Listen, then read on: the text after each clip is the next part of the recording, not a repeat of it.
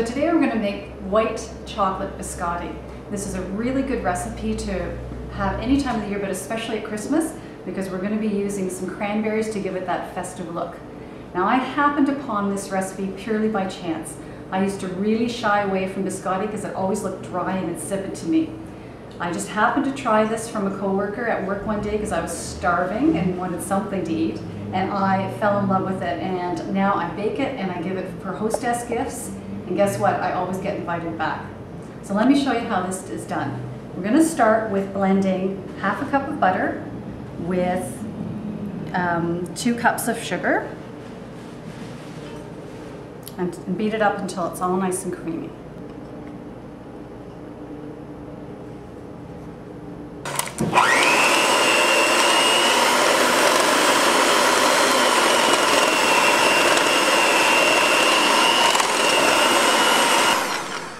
That's good.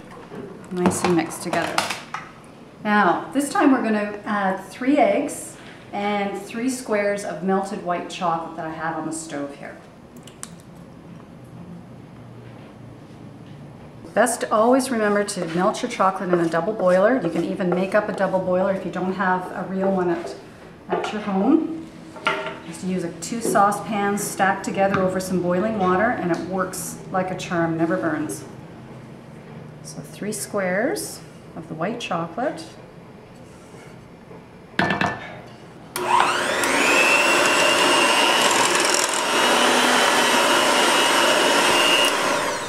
So that's nice and smooth.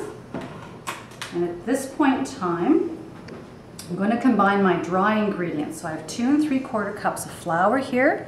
I have 2½ teaspoons of baking powder and 1 teaspoon of salt. So I'm going to combine these dry ingredients together, whisk them up, and then we're going to add them into the creamy mixture.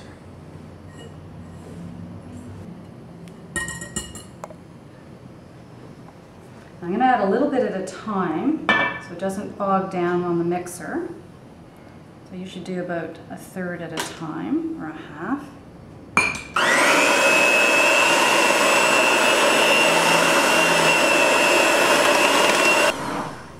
The other reason to do this 1/2 at a time or 1/3 at a time is so that you don't get covered in the dust from the dry as it flies around in the bowl. So the deeper the bowl you can use, the better you're off. I think that's why those large cook's aprons were invented in the first place, for this kind of thing. My aunt always taught me, though, the other way to avoid the dust is to make a well in the wet when you add the dry.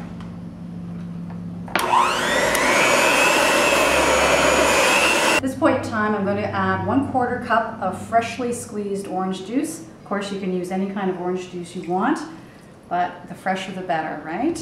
Taste comes out, and that's the whole point.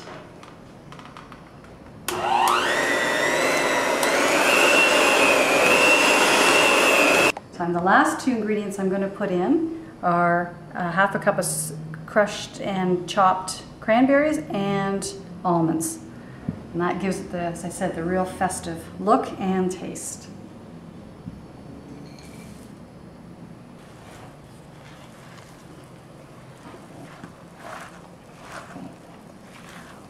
Now I'm going to take the dough, 1/2 for each log that we're going to make on the cookie sheet. And just spoon it out. It's a bit, as I said, it's a bit sticky, but you just spoon it and just form it with your spatula or your wooden spoon. About 9 inches by 2 inches is the recommended size of your biscotti Yule log.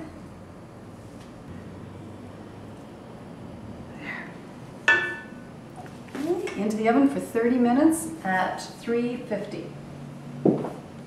Okay, it's been 30 minutes. Take these out. And there we go. Now those really came together. So what I might do next time is when I put them on the pan from the bowl, just separate them out a little bit. But we've got to cut them up anyway. So I'm going to let them cool for about 10 minutes. And then we'll cut them into slices and put them on their sides to bake another 20 minutes. Okay, so it's been 10 minutes, so let's cut these babies up. And then we can get them onto their sides and back in the oven.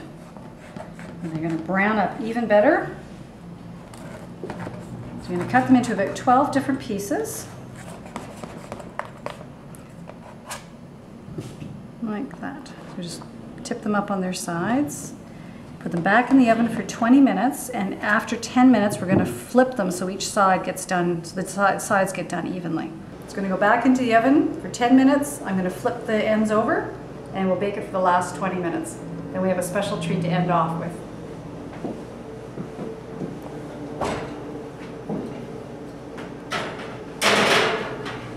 So I'm going to get them out now. They've been in for the last 20 minutes. I've flipped them at the 10-minute mark. I'm going to bring them out now. So they're nice and toasty and really substantial. We can even cut these in half, but I'm going to put them on the parchment paper, and I'm going to add a special final touch that seals it as a winner. And the final touch is I'm going to drizzle just a little bit of some dark chocolate over top.